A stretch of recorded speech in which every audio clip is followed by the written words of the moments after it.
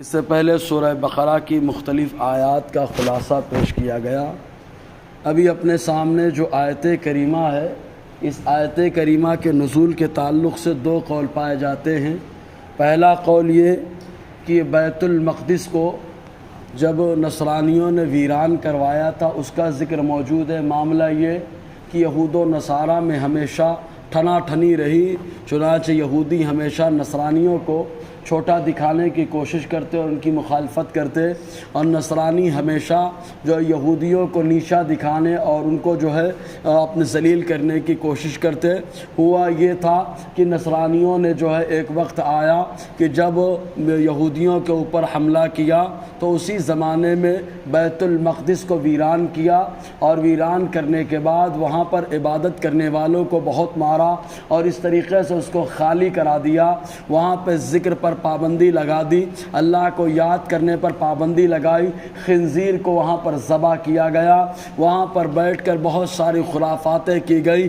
اس طریقے سے بیت المقدس کو بالکل ویران کر دیا گیا، اور یہ حالات حضرت عمر فاروق رضی اللہ تعالیٰ عنہ کے زمانے تک رہے۔ اس کے بعد اللہ تبارک و تعالیٰ نے جب ملک شام میں اپنے اسلامی لشکر کو بھیجا حضرت عمر کے زمانے میں، تب اللہ تبارک و تعالیٰ نے اس کو فتح سے ہمکنار فرمایا۔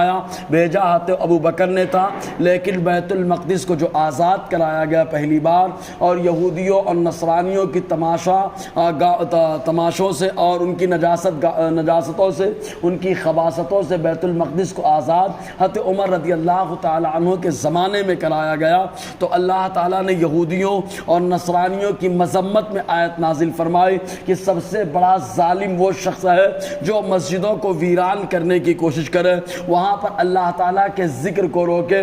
ذکر خدا کیا کا اذان کا کہنا ذکر خدا، اقامت اور تکبیر کا کہنا ذکر خدا، قرآن کی تلاوت کرنا ذکر خدا، اور اللہ تبارک و تعالیٰ کی تعریف کرنا ذکر خدا۔ اس طریقے سے وہاں پر اللہ کے نیک بندوں کا ذکر کرنا یہ بھی ذکر خدا ہی مانا جاتا ہے۔ تو اس طریقے سے وہاں پر ان لوگوں نے پابندی لگائی تھی۔ اور دوسرا قول یہ ہے کہ بس مکہ مکرمہ جس کو حضور صلی اللہ علیہ وسلم کے فتح کرنے سے پہلے کفار مکہ نے کہا تو یہ تھا ہمارا قبلہ ہے، ہمارا مرکز ہے، ہمارا سب کچھ ہے، لیکن 360 بتوں سے ان لوگوں نے آباد کیا تھا، جگہ جگہ بت رکھ دیے۔ اور اس کے بعد حضور صلی اللہ علیہ وسلم نے جب فتح کیا مکہ تو شاہانہ انداز میں داخل ہوئے۔ آقا علیہ السلام نے ایک چھڑی منگوائی، اور چھڑی منگوانے کے بعد حضور صلی اللہ علیہ وسلم نے اسی ڈنڈے سے مار مار کر کے تمام معبودان باطلہ کو نیچے گرا دیا، اور آپ کی زبان پر ایک ہی کلمہ تھا، جاء الحق وزهق الباطل ان الباطل کان زہوقا، حق آیا باطل مٹا، اور باطل کو مٹنا ہی ہے۔ اللہ کے رسول صلی اللہ علیہ وسلم نے سب کو گرا دیا۔ اس طریقے سے ان لوگوں نے عبادت کا انداز ہی بدل دیا تھا۔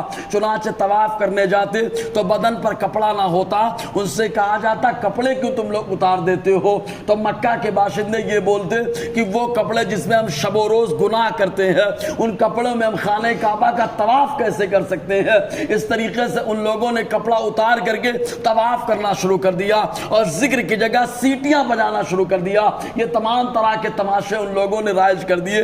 تو اللہ تبارک و تعالیٰ نے فرمایا ان سے بڑا ظالم کون ہو سکتا ہے جو اللہ تعالیٰ کی مسجد میں، اللہ تعالیٰ کے گھر میں اس کے ذکر کو روکے اور اس کے ویران کرنے کی کوشش کرے۔ چنانچہ خود اللہ تبارک و تعالیٰ فرماتا ہے وَمَنْ أَظْلَمُ مِمَّنْ مَنَعَ مَسَاجِدَ اللَّهِ أَنْ يُذْكَرَ فِيهَا اسْمُهُ وَسَعَىٰ فِي خَرَابِهَا وَمَنْ اور کون ہے اظلم ممن اس سے بڑھ کر ظالم جو منع روکے مساجد اللہ، اللہ کی مسجدوں میں أَنْ يُذْكَرَ فِيهَا اسْمُهُ، اور کہ اس کے اندر اس کے نام کا ذکر کیا جائے۔